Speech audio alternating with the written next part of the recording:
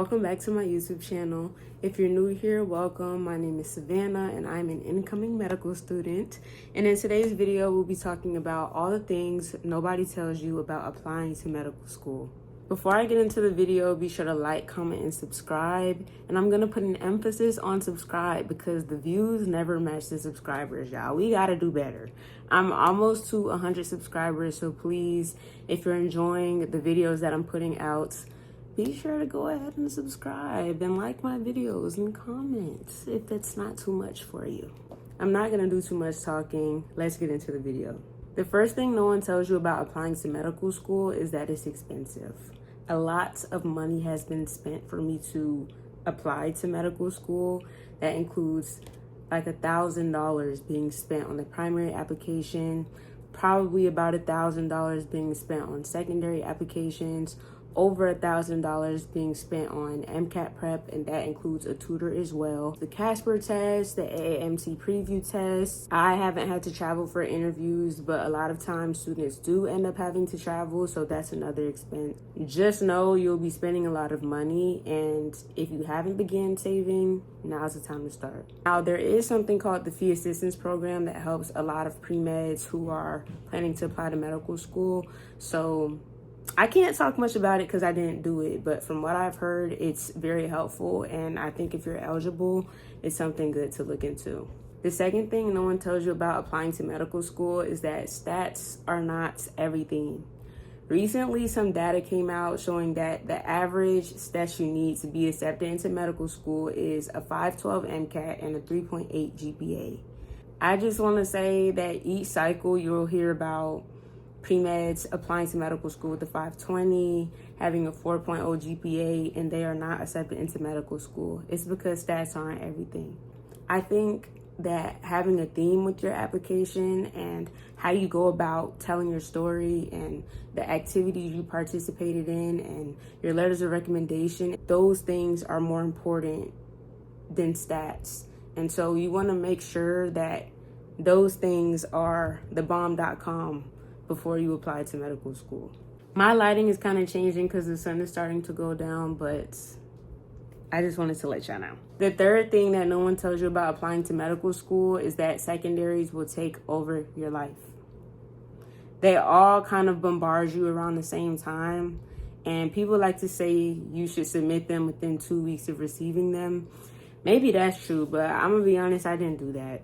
I went on a cruise for a week, didn't have Wi-Fi for most of it, so that backed me up a little bit. So be better than me. But one thing that really helped me was pre-writing my secondaries. There's a few websites that have the general prompts that schools tend to ask, as well as websites that give you questions from the previous years for like specific medical schools. And I have videos about this on my YouTube channel, so if you want to know what I'm talking about, go back and watch those. But I found this super helpful, and it probably would have taken me even longer to submit my secondaries if I hadn't pre-written them. So I would definitely recommend doing that, but I'd recommend getting that done between that 6 to 8 week long verification period that AMCAS does.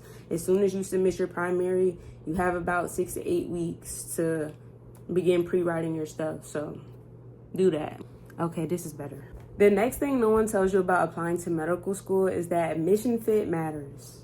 If you know you don't have any research hours, it's no purpose in applying to a school that puts an emphasis on research in their mission. And some of you may be like, well, how do you know what a school's mission is? You have to go on their website and see, because they'll say, we're research driven, we focus on serving the underserved, we want to mold physicians who serve rural areas. So then they'll look at your activities and the things that you've been involved in and see if you align with that mission. It's just basically showing rather than telling. Like you're showing them, I align with your mission because I've participated in this, rather than I'm telling you I align with your mission. How are they gonna know if you don't have any activities that show you align with their mission?